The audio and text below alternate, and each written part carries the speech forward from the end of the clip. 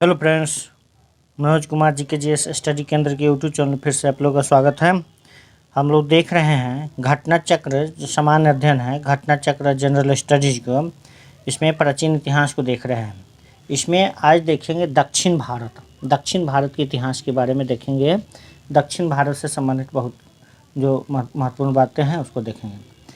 यहाँ दिया हुआ है, मीनार शिखर गोपुरम में से कौन सा द्रविड़ शैली मंदिर वास्तुशिल्प की विशेषता है? तो सभी, मतलब मीनार शिखर गोपुरम में से कौन सा द्रविड़ शैली के मंदिर शिल्प वस्तु की विशेषता है? तो मंदिर शिल्प वस्तु की विशेषता है मीनार, शिखर और गोपुरम। इसके बाद चोल अभिलेखों में उल्लिखित भूमि के विभिन्न कोटियों के अनुसार क्या है? शाला भोग को किसी विद्यालय के रख रखाव की भूमि कहा जाता है। शाला भोग किसको कहा जाता है?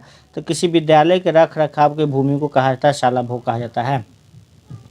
इसके बाद है, चोल अभिलेखों में उल्लिखित भूमि की विभिन्न कोटियों के अनुसार को गैर ब्राह्मण किसान स्वामी की भूमि कहा जाता था। बेलन बगाई था। इसके बाद है, बृहदेश्वर मंदिर कहाँ है? तो तमिलनाडु में है। दिलवारा मंदिर कहाँ है? तो राजस्थान में। दिलवारा जैन मंदिर है, तो दिलवारा मंदिर कहाँ है? राजस्थान में है। लिंगराज मंदिर कहाँ है? लिंगराज मंदिर कहाँ है? तो उड़ीसा में है। हम्पी के स्मारकों का समूह कहाँ है? तो कर्नाटक में है। बृहदेश्वर मंदिर तमिलनाडु में है। दिलवारा मंदिर राजस्थान में है। लिंगराज मंदिर उड़ीसा में है। हम्पी के में स्मारकों का समूह है, कर्नाटक में है। इसके बाद है, प्रसिद्ध बृहदेश्वर मंदिर कहाँ? तंजावुर में स्थित है। कहाँ है? तंजावुर में स्थित है बृहदेश्वर मंदिर। इसके बाद है, महाबलीपुरम में स्मारकों के समूह को किसने बनवाया था? महाबलीपुरम में स्मारकों के समूह को किसने बनवाया था? तो पल्लव राजाओं ने बनवाया था। महाबलीपुरम नरसिंहवर्मन द्वारा स्थापित किया गया था। महाबलीपुरम नरसिंहवर्मन द्वारा स्थापित किया गया था। चोल राज्य के किस राष्ट्रकूट शासक के आक्रमण को झेलना पड़ा था? तो कृष्ण तृतीय चोल राज्य को किस राष्ट्रकूट शासक के आक्रमण को झेलना पड़ा था? तो कृष्ण तृतीय का आक्रमण को झेलना पड़ा था। इसके बाद है, किसके शासनकाल में ह्वेंसुंग ने पल्लवों की राजधानी कांचीपुरम का भ्रमण किया था? तो नरसिंहवर्मन प्रथम के। चोल राजवंश से उभरने वाला पहला महत्वपूर्ण शासक कौन था? तो राजराज चोल था। पल्लवों की राजधानी कहाँ थी? तो कांचीपुरम। पल्लवों की राजधानी कहाँ थी? कांचीपुरम थी। संगम साहित्य में किस राजवंश का उल्लेख नहीं किया गया है? तो कदम वंश का उल्लेख नहीं किया गया है। उसके बाद, महाबलीपुरम के रथ मंदिर चट्टानों से कटे मंदिर का एक उदाहरण है। चट्टानों से कटे मंदिर का एक उदाहरण है कौन? महाबलीपुरम के रथ मंदिर है सो। एलोरा के कैलाश मंदिर चट्टानों से कटे मंदिर का एक उदाहरण है। यह भी कौन? एलोरा के कैलाश मंदिर, महाबलीपुरम के रथ मंदिर, यह चट्टानों से कटे मंदिर का उदाहरण है। चोलों द्वारा विकसित दक्षिण भारत के मंदिर की वास्तुकला की विशिष्ट शैली क्या है? तो द्रविड़ शैली है। क्या है? तो द्रविड़ शैली क्या है? चोलों द्वारा विकसित दक्षिण भारत के मंदिर की वास्तुकला की विशिष्ट शैली क्या है? तो द्रविड़ शैली है। इसके बाद, भारत का कौन सा हिस्सा मुख्य रूप से पल्लव तथा चालुक्य द्वारा शासित था? तो दक्षिणी। नेडियोन, उदयनजिराल, नेदुनजिराल एवं नेडूम में से कौन सा शासक संगम राज्य चेर से संबंधित नहीं था? तो नेडियोन चेर से संबंधित नहीं था। बाकी उदयनजिराल, नेदुनजिराल तथा नेडूम जो था वह संगम राज्य चेर से संबंधित था। इसके बाद है, किस सदी के बाद से दक्षिण भारत में भूमि दान देने की प्रथा खूब चल पड़ी? तो 8वीं सदी के बाद से। संगम साहित्य के संरक्षक कौन थे? पांड्य। महाबलीपुरम स्थित एकाश में शैल रथ मंदिरों का प्रसिद्ध नाम क्या है? उसका नाम रथ है। इसके बाद है नरसिंह वर्मन प्रथम, महेंद्र वर्मन प्रथम, परमेश्वर वर्मन प्रथम एवं नंदी वर्मन में से कौन से पल्लव राज्य ने चालुक्य सम्राट राजा पुलकेशिन द्वितीय को पराजित करके और उसका वध करके बतापी कुंड का खिताब हासिल किया? तो नरसिंह वर्मन प्रथम ने बतापी कुंड का खिताब हासिल किया था प्रथम ने। इसके बाद है संगम काल में रोमन साम्राज्य का केंद्र कौन है? तो अरिकमेडू है। संगम काल में रोमन व्यापार का केंद्र कौन था? रोमन व्यापार का केंद्र कौन था? तो अरिकमेडू है। अरिकमेडू एक प्रसिद्ध व्यापारिक केंद्र था जहां देश के विभिन्न भागों से व्यापारिक वस्तुएं एकत्र की जाती थी, तब फिर यहां से रोम को जाती थी। अरिकमेडू पांडुचेरी की खुदाई से रोमन द्वीप के टुकड़े, कांच के कटोरे, रत्न, मन के तथा बर्तन प्राप्त किए गए हैं। अतः स्पष्ट है कि संगम काल में अरिकमेडू रोमन व्यापार के मुख्य केंद्र में से एक था।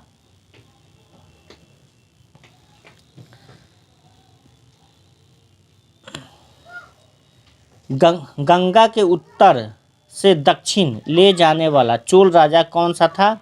गंगा को उत्तर से दक्षिण ले जाने वाला चोल राजा कौन सा था? तो वो था राजेंद्र चोल था। राजेंद्र चोल गंगा को उत्तर से दक्षिण ले जाने वाला चोल राजा था। इसके बाद है चोल राजा राजेंद्र ने निम्नलिखित में से कौन सी पदवी धारण नहीं की थी? तो त्याग समुद्र का नहीं धारण की थी। बाकी गंगईकोंड, मुंडीकोंड तथा पंडित चोल का उपाधि धारण किया। गंगईकोंड का उपाधि धारण किया था, पंडित चोल का उपाधि धारण किया था, मुंडीकोंड का उपाधि धारण किया था। त्याग समुद्र की उपाधि विक्रम चोल ने धारण की थी। त्याग समुद्र जो है यहाँ विक्रम चोल ने धारण की थी और राजेंद्र चोल ने गंगईकोंड, पंडित चोल तथा मुंडीकोंड का उपाधि धारण किया था। शेष सभी उपाधि राजेंद्र प्रथम ने अपनी विजय के विभिन्न अवसरों पर धारण की थी। इसके बाद है अधिकांश चोलकालीन मंदिर किस देवी देवता को समर्पित है? तो शिव को समर्पित है। अधिकांश चोलकालीन मंदिर किस देवी देवता को समर्पित है? शिव को समर्पित है। इसके बाद अधिकांश चोलकालीन मंदिर जो है शिव को समर्पित है। राजराज प्रथम द्वारा निर्मित तंजावुर, जो तंजौर जिसे कहते हैं, का बृहदेश्वर मंदिर भगवान शिव को समर्पित है। चोल अभिलेखों में उल्लिखित भूमि के विभिन्न कोटियों के अनुसार पलीचंदम को जैन संस्थानों को दान में दी गई भूमि कहा जाता था। कौन? पलीचंदम। इसके बाद है चोल अभिलेखों से दान में दी जाने वाले भूमि के उल्लेख मिलते हैं जो विभिन्न धर्मों एवं सामाजिक समूहों को प्रदत्त की जाती थी। जैन संस्थाओं को दी जाने वाली भूमि को पलीचंदम कहा गया। किसको? जैन संस्थाओं को दी जाने वाली भूमि को पलीचंदम कहा गया। इसके बाद है चोल वंश भारत के किस भाग में अधिकतर शासन करते थे? तो दक्षिण में अधिकतर शासन करते थे। चोल वंश प्राचीन भारत का एक राजवंश था। दक्षिण भारत में और पास के अन्य देशों में तमिल शासकों ने 9वीं शताब्दी से 13वीं शताब्दी के बीच एक अत्यंत शक्तिशाली हिंदू साम्राज्य का निर्माण किया। इसके बाद है निम्नलिखित में से किस चोल राजा ने लंका यानी सिंघल को पहले जीता था? तो राजराज प्रथम ने सिंघल को यानी श्रीलंका को सर्वप्रथम जीता था। चोलों द्वारा श्रीलंका एवं दक्षिण पूर्व एशिया को जीता गया था। चोल शासक राजराज प्रथम ने सिंघल पर आक्रमण कर उसके उत्तरी हिस्से पर अधिकार कर लिया, जबकि संपूर्ण सिंघल तथा दक्षिण पूर्व एशिया की विजय का श्रेय राजेंद्र प्रथम को दिया जाता है। दक्षिण पूर्व एशिया को श्री विजय यानी शैलेंद्र राज्य के अंतर्गत मलय प्रायद्वीप, जावा, सुमात्रा तथा अन्य द्वीप सम्मिलित थे। मालदीव की विजय का श्रेय राजराज प्रथम को जाता है। मालदीव की विजय का श्रेय राजराज प्रथम को जाता है। किस चोल शासक ने राजेंद्र के श्रीलंका के उत्तरी भाग को जीतकर अपने साम्राज्य के एक प्रांत बना लिया? तो राजराज प्रथम, राजराज ने।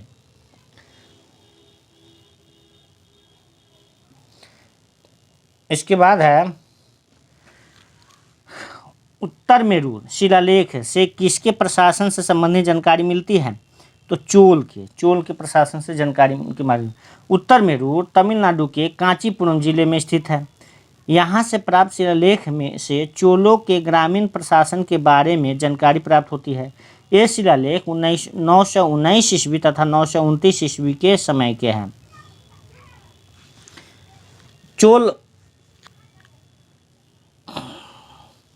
किस चोल शासक ने नई राजधानी गंगईकोंडा चोलपुरम का निर्माण किया? गंगईकोंडा चोलपुरम का निर्माण किसने किया? तो राजेंद्र प्रथम ने गंगईकोंडा चोलपुरम का निर्माण किया था।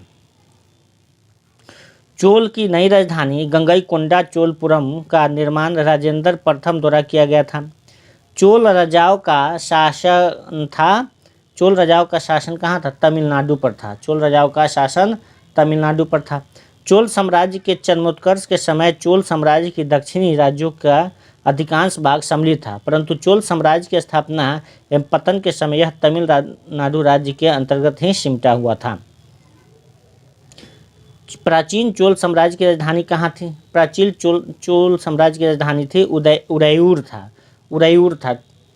और प्राचीन चोल यानी संगमकालीन चोल साम्राज्य की राजधानी उदयपुर थी। संगमकालीन इस वंश के शक्तिशाली शासक करिकाल द्वारा राजधानी को कावेरीपट्टनम में स्थानांतरित किया गया। 9वीं शताब्दी के विजयालय ने तंजावुर को चोल राज्य की राजधानी बनाया था। राष्ट्रकूट की प्रारंभिक राजधानी निम्नलिखित में से कौन सी थी? तो राष्ट्रकूट की प्रारंभिक राजधानी थी एलोरा। राष्ट्रकूट की प्रारंभिक राजधानी कहाँ थी? एलोरा थी। राष्ट्रकूट की प्रारंभिक राजधानी एलोरा थी। इसके बाद है राष्ट्रकूट वंश की स्थापना दंती दुर्ग ने की थी। राष्ट्रकूट वंश की स्थापना किसने किया था? दंती दुर्ग ने की थी।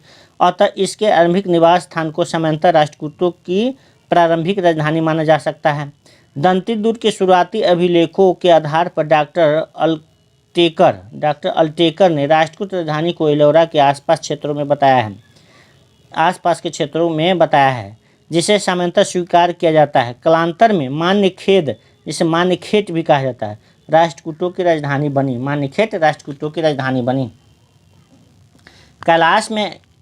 एलोरा में कैलाशनाथ मंदिर का निर्माण किसने किया? एलोरा में कैलाशनाथ मंदिर का निर्माण कृष्ण प्रथम ने किया था। महाराष्ट्र के एलोरा में कैलाशनाथ मंदिर का निर्माण राष्ट्रकूट नरेश कृष्ण प्रथम ने किया था। यह मंदिर बेसर शैली में निर्मित है। मंदिर बेसर शैली में निर्मित है। किस शैली में? बेसर शैली में है। एलोरा में प्रसिद्ध शिव मंदिर का निर्माण किसने करवाया था? तो एलोरा में प्रसिद्ध शिव मंदिर का निर्माण करवाया था राष्ट्रकूट शासक कृष्ण प्रथम ने।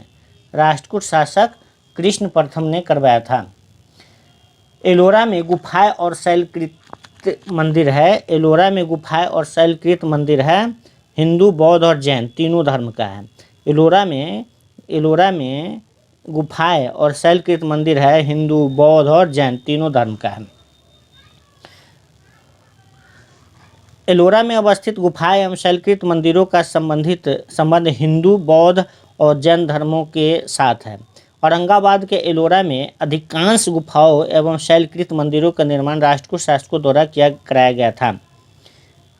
इसके बाद है निम्नलिखित में से कौन सी पुस्तक राष्ट्रकूट के राजा अमोघवर्ष ने लिखी थी? तो अमोघवर्ष ने लिखी थी कवि राजमार्ग लिखी थी अमोघवर्ष ने।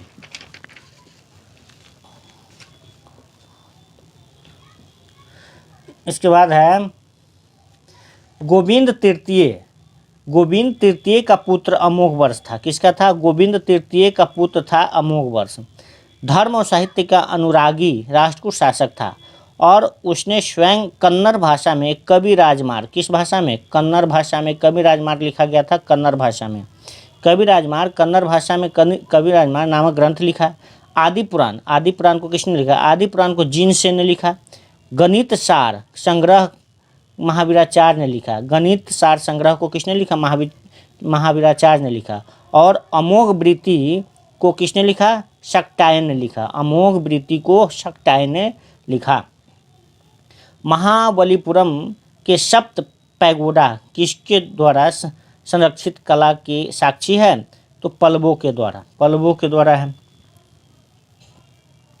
महाबलीपुरम के सप्त पैगोडा पल्लवों द्वारा संरक्षित कला के साक्षी है। इसका निर्माण पल्लव नरेश नरसिंह वर्मन प्रथम ने करवाया था। इसके बाद है, निम्नलिखित में से क्या राष्ट्रकूटों के सर्वाधिक चिरस्थायी योगदान है, तो राष्ट्रकूटों के सर्वाधिक चिरस्थायी योगदान है कन्नड़ काव्य में 3 कवि। कौन कौन था, कन्नड़ काव्य के 3 कवि पंपा, पोन्ना और रान्ना तथा कैलाश मंदिर है। कन्नड़ काव्य की कवि पंपा, पोन्ना और रान्ना के संरक्षण सहित कैलाश मंदिर का निर्माण राष्ट्रकूटों का सर्वाधिक चिरस्थायी योगदान है। राष्ट्रकूट शासक कृष्ण प्रथम ने एलोरा में ठोस चट्टान कटवाकर कैलाश मंदिर बनवाया था, जो वास्तुकला का आश्चर्य माना जाता है। एलोरा के ठोस शैल को कटवाकर बनाए गए मंदिर कैलाश मंदिर का निर्माण निम्नलिखित में से किसके संरक्षण में किया गया था, तो राष्ट्रकूट के संरक्षण में किया गया था। एलोरा के कैलाश मंदिर का निर्माण राष्ट्रकूट वंश के राजा कृष्ण प्रथम ने करवाया था। एलोरा महाराष्ट्र के औरंगाबाद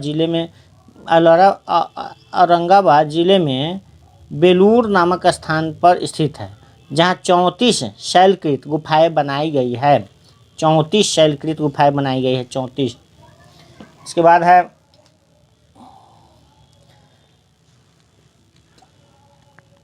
कौन सा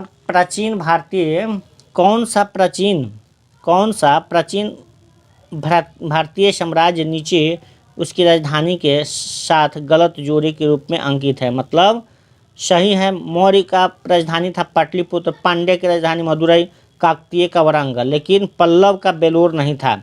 बेलोर पल्लव वंश की राजधानी नहीं थी, पल्लव वंश की राजधानी कांची थी। इसके बाद है,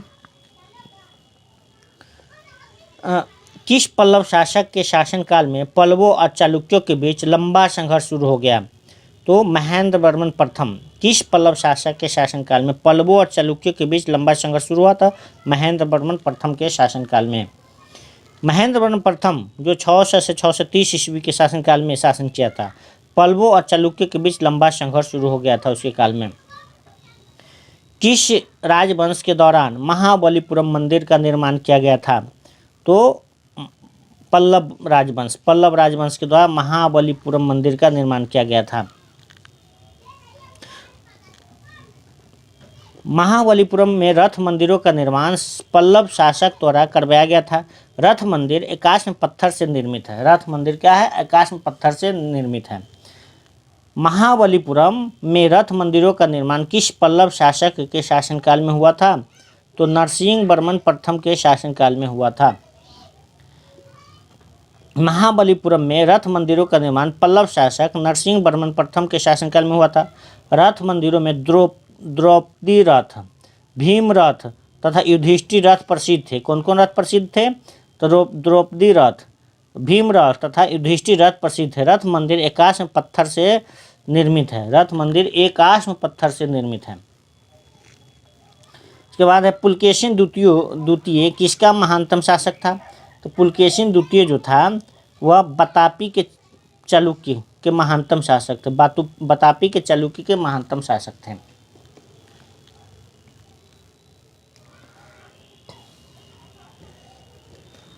पुलकेशिन द्वितीय का चालुक्य वंश यानी प्रतापी से संबंध था। चालुक्य वंश बतापी के चालुक्य वंश से संबंधित था।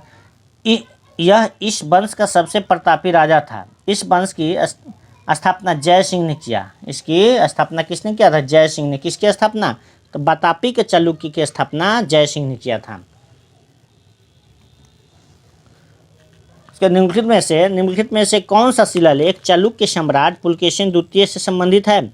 तो एहोल जो है पुलकेशिन द्वितीय से संबंधित है।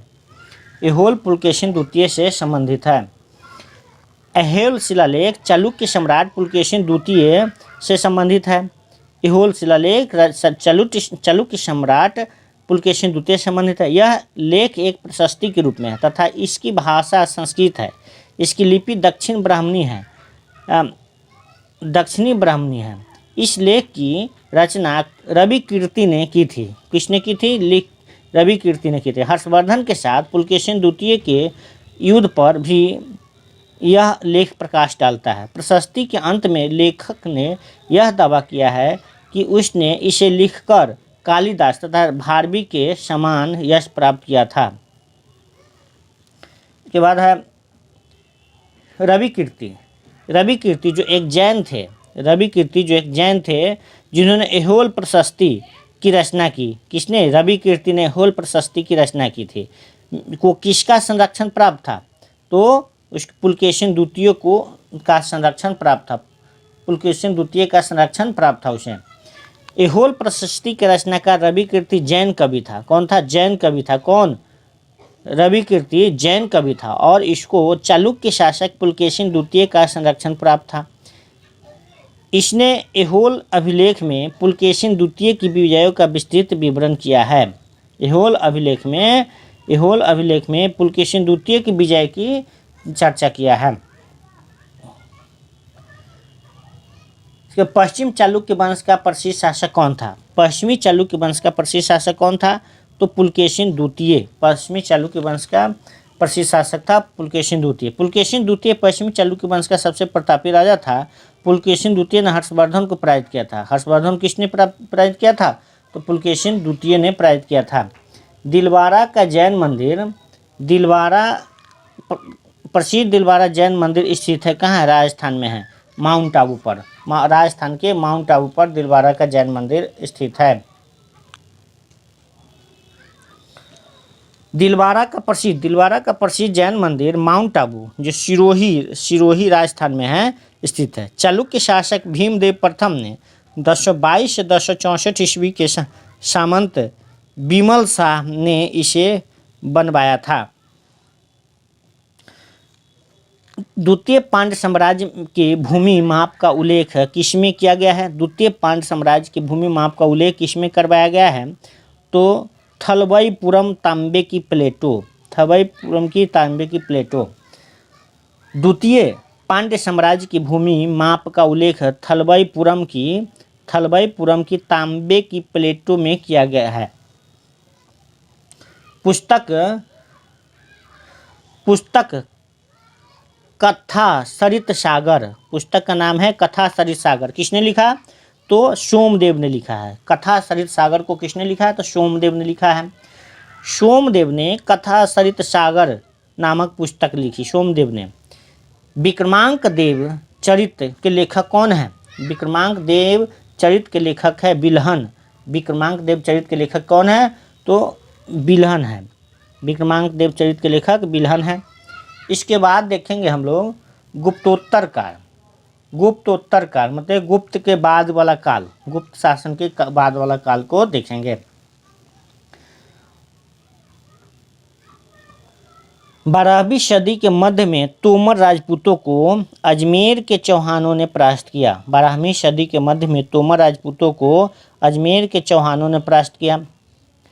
इसके बाद है 7वीं सदी के बड़े भूस्वामी और योद्धा सरदार को उस समय के राजा किस रूप में मान्यता देते थे? सामंत के रूप में मान्यता देते थे। पहियों के साथ सूर्य देवता के रथ के रूप में कौन सा मंदिर बनाया गया? तो कोणार्क का सूर्य मंदिर बनाया गया।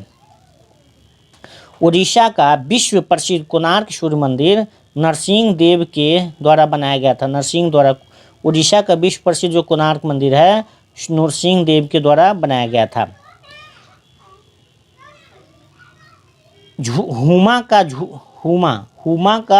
झुकता हुआ मंदिर शिव को समर्पित किया गया। हुमा का झुकता हुआ मंदिर शिव को समर्पित है। पाल साम्राज्य का प्रथम शासक कौन था? गोपाल। पाल साम्राज्य का प्रथम शासक कौन था? तो गोपाल था। इसके बाद पृथ्वीराज चौहान के पिता कौन थे? सोमेश्वर चौहान। पृथ्वीराज चौहान के पिता कौन थे? सोमेश्वर चौहान।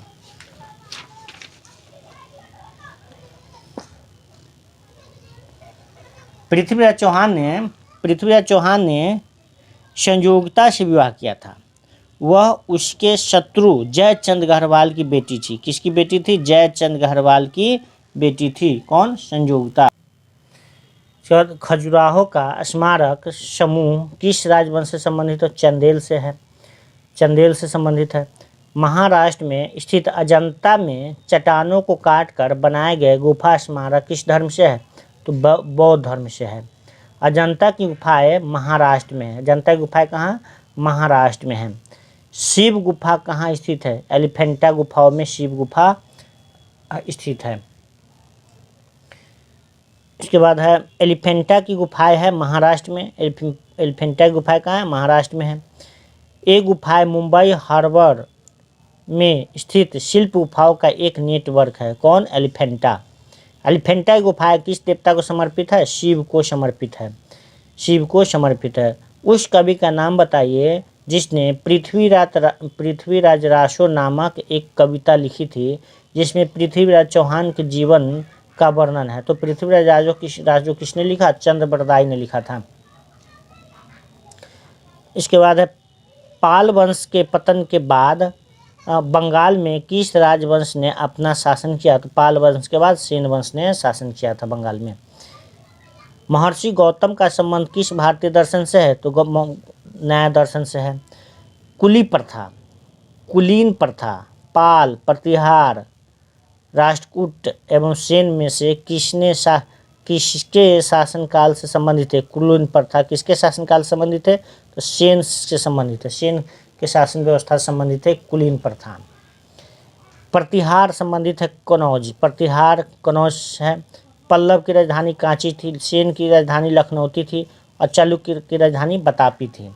चालुक्य की राजधानी बतापी थी। इसके बाद है बगदाद निवासी अल मसूदी किसके शासनकाल में भारत आया था? महिपाल के शासनकाल में। अल मसूदी जो बगदाद का निवासी था किसके शासनकाल में भारत आया था? तो महिपाल के शासनकाल में भारत आया था। होयसल, पांड्य, कदम्ब तथा कलचुरी में से कौन सा राजवंश दक्षिण भारत में स्थित नहीं था? तो कलचुरी दक्षिण भारत में स्थित नहीं था। संस्कृत कवि राजशेखर किसके दरबार में थे? तो महिपाल प्रथम के दरबार में रहते थे। महिपाल प्रथम के दरबार में रहते थे। इसके बाद किस मंदिर का ब्लैक पैगोडा के नाम से भी जाना जाता है? तो सूर्य मंदिर। कोणार्क वाला जो सूर्य मंदिर है उसको ब्लैक पैगोडा के नाम से भी जाना जाता है।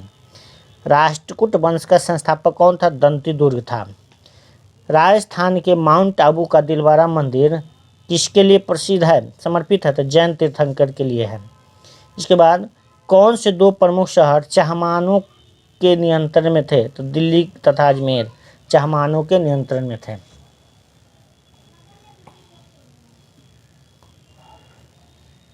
परमार चालुक्य, प्रतिहार एवं चंदेल में से किस राजपूत वंश का संबंध अग्निकुल से नहीं है? तो चंदेल अग्निकुल से नहीं है। बाकी कौन है? परमार अग्निकुल से है। इसके बाद चालुक्य अग्निकुल से है। प्रतिहार अग्निकुल से है। सूर्य मंदिर कौन से राज्य में स्थित है? उड़ीसा में है। उड़ीसा में सूर्य मंदिर स्थित है। राजा हर्ष ने अपनी राजधानी थानेश्वर से कनौज स्थानांतरित किया था। राजा हर्ष ने अपनी राजधानी थानेश्वर से कनौज स्थानांतरित किया था। विक्रमशिला विश्वविद्यालय के संस्थापक कौन थे? धर्मपाल। विक्रमशिला विश्वविद्यालय के संस्थापक कौन थे? धर्मपाल। भारत के किस क्षेत्र में कामरूप एक प्राचीन नाम था? किसका एक प्राचीन? असम का पुराना नाम प्राचीन नाम कामरूप था। इसके बाद है कंबोडिया में स्थित अंकोर वाट का सुप्रसिद्ध विष्णु मंदिर किसने बनवाया था? सूर्यवर्मन द्वितीय ने बनवाया था। कंबोडिया में स्थित अंकोर वाट का सुप्रसिद्ध विष्णु मंदिर किसने बनवाया था? तो सूर्यवर्मन तृतीय ने। कंबोडिया में ही विष्णु मंदिर है। कंबोडिया में ही अंकोर वाट का विष्णु मंदिर है। इसके बाद है हर्षचरित के लेखक कौन है? हर्षचरित के लेखक कौन है? तो बाणभट्ट है। हर्षचरित के लेखक बाणभट्ट है। बाणभट्ट हर्षवर्धन के दरबारी कवि थे।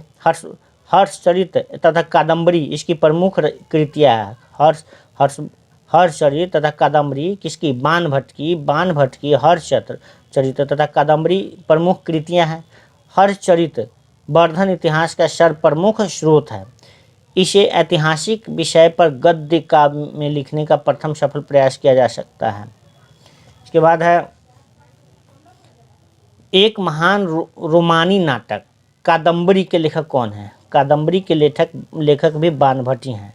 कादम्बरी का लेखक कौन है? बाणभट्ट है।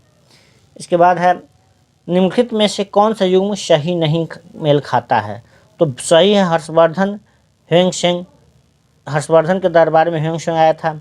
चाणक्य चंद्रगुप्त के दरबार में थे और टोडरमल अकबर के दरबार में था। अकबर टोडरमल से संबंधित, हर्षवर्धन ह्वेंसेंग से संबंधित है और चाणक्य चंद्रगुप्त से संबंधित है, लेकिन विक्रमादित्य चैतन्य में कोई संबंध नहीं है।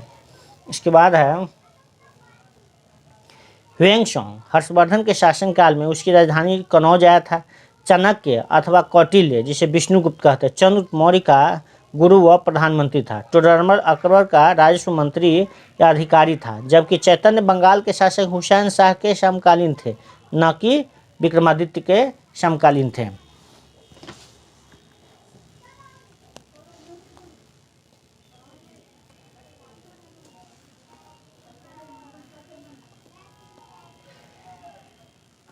तेरहवीं शताब्दी में राजस्थान के माउंट आबू में प्रसिद्ध दिलवारा मंदिर किसने बनवाया था? तो तेजपाल ने बनवाया था। दिलवारा को मंदिर को किसने बनवाया था? तेजपाल ने बनवाया था।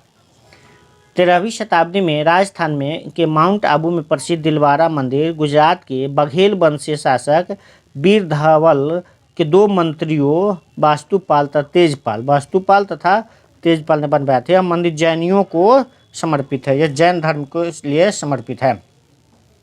खजुराहो मंदिर का निर्माण किसने किया था? तो चंदेल राजपूत ने किया था। खजुराहो मंदिर का निर्माण चंदेल राजपूत ने किया था। मध्य प्रदेश के छतरपुर जिले में स्थित खजुराहो मंदिर समूहों के लिए अति प्रसिद्ध है। खजुराहो क्या है? मंदिर समूहों के लिए अति प्रसिद्ध है। इस मंदिरों के निर्माण 10वीं से 12वीं सदी में चंदेल शासकों के शासनकाल में हुआ था। यहाँ 85 मंदिरों का निर्माण उल्लेखनीय मिलता है, किंतु वर्तमान में लगभग 30 मंदिर की ही शेष है। ये मंदिर हिंदू में वैष्णव, शैव, शाक्त एवं जैन धर्म से संबंधित है।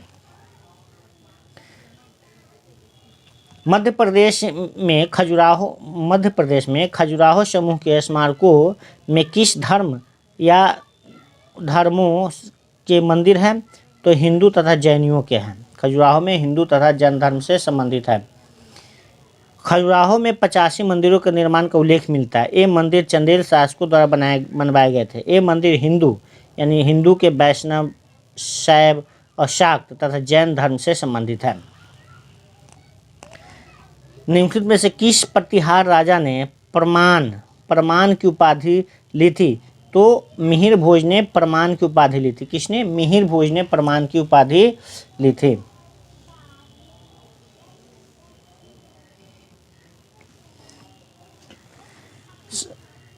रामभद्र का पुत्र तथा उत्तराधिकारी मिहिर भोज प्रथम ने, जिसका शासनकाल था 836 से 885 ईस्वी पे, प्रतिहार वंश का सर्वाधिक महत्वपूर्ण शासक हुआ।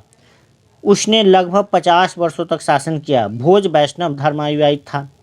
भोज जो था कौन था? वैष्णव धर्मानुयायी था तथा उसने आदिबरा एवं प्रभास जैसी उपलब्धियां धारण की थी। किसने? भोज ने आदिबरा तथा प्रभास जैसी उपलब्धियां धारण की थी। चूँकि प्रश्न में प्रमाण शब्द पूछा गया है जो त्रुटिपूर्ण प्रतीत होता है, यह उसका सही वाक्य प्रभास ही होगा।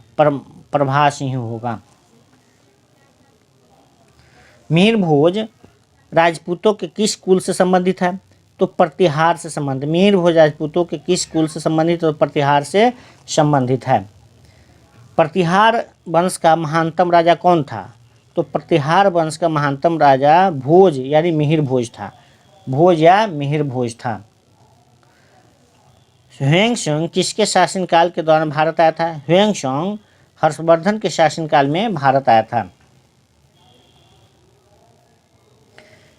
प्रसिद्ध चीनी यात्री ह्वेंसोंग लगभग 630 से 643 ईस्वी के मध्य हर्षवर्धन के शासनकाल के दौरान भारत आया था। ह्वेंसोंग की भारत यात्रा का वृत्तांत उसकी रचना शिव की तथा उसके मित्र ह्वीली की रचना ह्वेंसोंग की जीवनी से प्राप्त होती है। यानी ह्वीली ने ह्वेंसोंग की जीवनी लिखी थी, ह्वीली ने, और शिवकी को किसने? ह्वेंसोंग ने शिवकी लिखा था। ह्वेंसोंग के विवरण से तत्कालीन भारत के सामाजिक, राजनीतिक, आर्थिक तथा धार्मिक प्रशासकीय पक्ष की जानकारी प्राप्त होती है। ह्वेंसोंग कनौज की धर्मसभा का अध्यक्ष था तथा उसके प्रयास के छठे महामोक्ष परिषद में भाग लिया था। उस चीनी यात्री का नाम क्या था जो हर्षवर्धन के दरबार में आया था? तो हर्षवर्धन के दरबार में आया था, ह्वेंसोंग ने हर्षवर्धन के दरबार में आया था।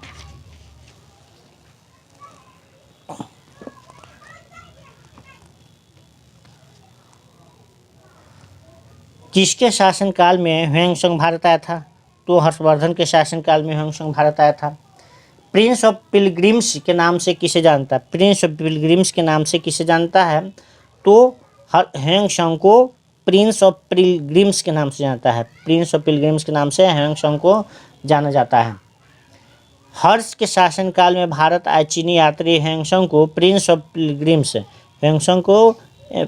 पिलग्रिम्स अर्थात तीर्थ यात्रियों का राजकुमार, इसका मतलब होता है तीर्थ यात्रियों का राजकुमार कहा गया है।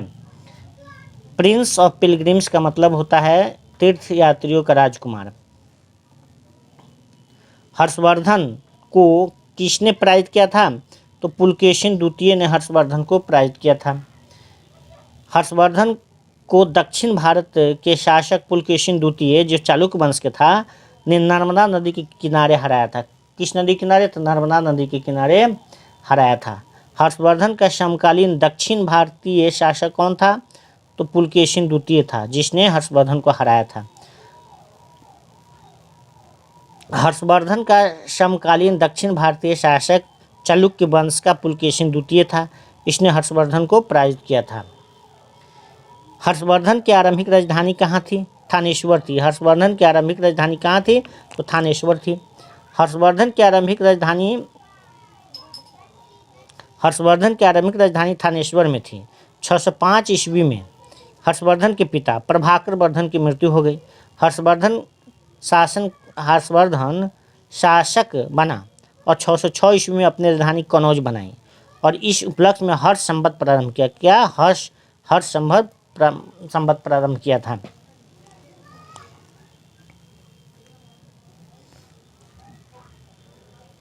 संस्कृत नाटक नागानंद की रचना किस शासक द्वारा की गई? तो हर्षवर्धन के द्वारा नागानंद की नाटक की रचना किया गया था। संस्कृत नाटक था, उसका नाम था नागानंद, की रचना हर्षवर्धन ने किया। हर्ष को संस्कृत के 3 नाटक ग्रंथों का रचयिता माना जाता है। क्या क्या? तो प्रियदर्शिका, रत्नावली तथा नागानंद नामक नाटक की रचना किया था। किसने? हर्षवर्धन ने। प्रियदर्शिका, रत्नावली तथा नागानंद बौद्ध धर्म से प्रभावित रचना है। इसमें 5 अंक है। इसमें कितने अंक है? नागानंद में 5 अंक है। प्रियदर्शिका 4 अंकों का नाटक है, जिसमें वत्सराज उदयन के अंतःपुर की प्रणय कथा का वर्णन है।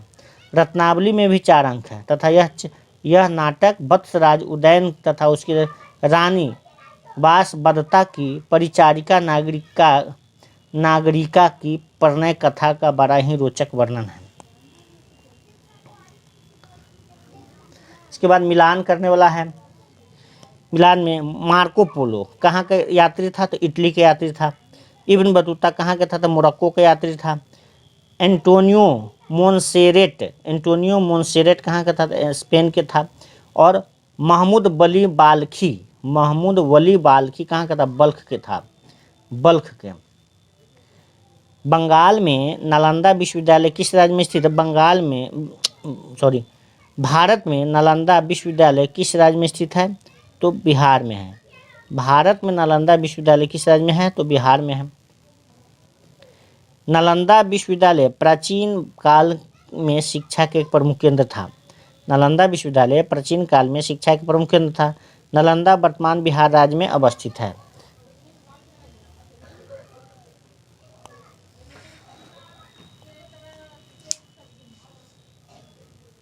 श्रृंगेरी, बद्रीनाथ, द्वारका, पुरी में 4 मठ स्थापित किसने किया था? तो आदि शंकराचार्य द्वारा किया गया था। कहाँ? श्रृंगेरी, बद्रीनाथ, द्वारका और पुरी में 4 मठ, जिसे 4 धाम कहते हैं, कि संस्थापक कौन थे? तो आदि शंकराचार्य द्वारा इसकी स्थापना किया गया था।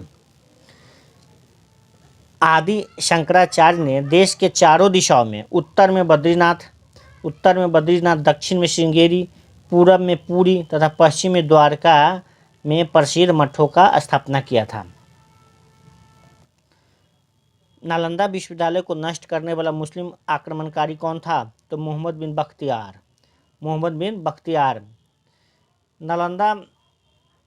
नालंदा और विक्रमशिला के विश्वविद्यालयों को मुस्लिम आक्रमणकारी मोहम्मद बिन बख्तियार खिलजी द्वारा नष्ट किया गया था।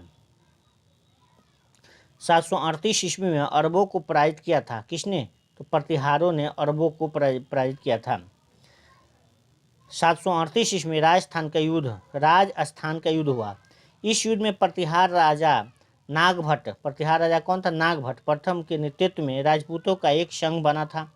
राजपूतों के संघ ने जुनैद इब्न अब्दुर रहमान अल मारी के नेतृत्व वाली अरब सेना को हराया था। सांची का महान स्तूप कहाँ है? तो मध्य प्रदेश में है। सांची का महान स्तूप कहाँ है? मध्य प्रदेश में है। सांची मध्य प्रदेश के रायसेन जिला में है। सांची जो है मध्य प्रदेश के रायसेन जिला में स्थित है। इस स्तूप को सम्राट अशोक ने बनवाया था। प्रारंभ में ईंट से निर्मित था। तत्पश्चात शुंग शासकों द्वारा इसकी विस्तार पाषाण शिलाओं से किया गया, मतलब बाद में पत्थर से किया गया। स्तूप का व्यास 40 मीटर और ऊंचाई 16.5 मीटर है। इसके एक ओर जंगले एवं तोरण द्वारा आंध्र सातवाहन युग में बनाया गया। क्या है? इसके एक ओर जंगले एवं तोरण द्वार आंध्र सातवाहन युग में बनाए गए।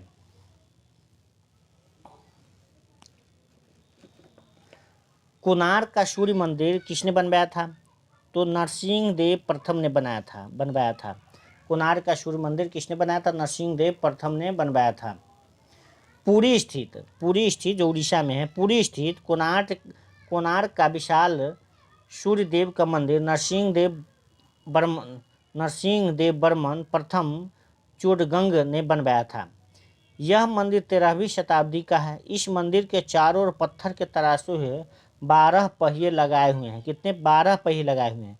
और सूर्य के रथ का पूरा आभास देने के लिए चबूतरे के सामने जो सीढ़ियाँ है उनसे 7 अश्वों की स्वतंत्र मूर्तियाँ लगी हुई हैं, मानो कि 7 घोड़े रथ का खींच रहे हैं। कोणार्क के सूर्य मंदिर को क्या कहता है? काला पैगोडा, ब्लैक पैगोडा के नाम से भी जाना जाता है। कोणार्क के सूर्य मंदिर को ब्लैक पैगोडा के नाम से भी जाना जाता है। गीत गोविंद के रचयिता किसने किया?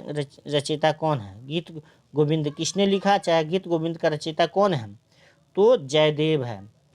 गीत गोविंद के रचयिता जयदेव बंगाल के अंतिम सेन शासक लक्ष्मण सेन के आश्रित महाकवि थे।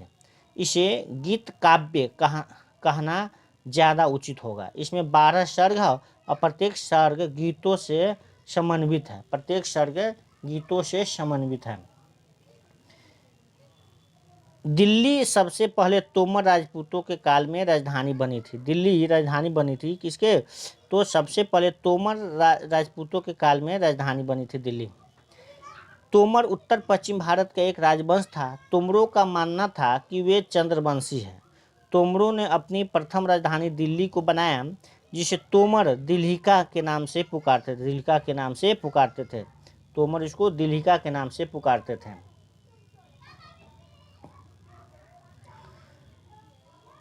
दिद्दा नाम की रानी ने भारत के किस भाग पर 980 से 1003 ईस्वी तक शासन किया था? तो कश्मीर में शासन किया था दिद्दा नाम की रानी ने। महारानी दीदा 980 से 1003 ईस्वी में कश्मीर की महारानी थी। महारानी दीदा लोहार वंश के राजा सिंहराज की पुत्री और काबुल के हिंदू शाही भीम शाही का पौत्री थी। इसके बाद अगले वीडियो में मध्यकालीन भारत को देखेंगे। तो प्राचीन भारत से संबंधित जनरल स्टडीज, घटना चक्र जनरल स्टडीज में जितना क्वेश्चन था, पूछा गया क्वेश्चन था, उसको हम देखे हैं। अगले वीडियो में देखें मध्यकालीन भारत। तो फिर अगले वीडियो में आते हैं, तब तक के लिए धन्यवाद।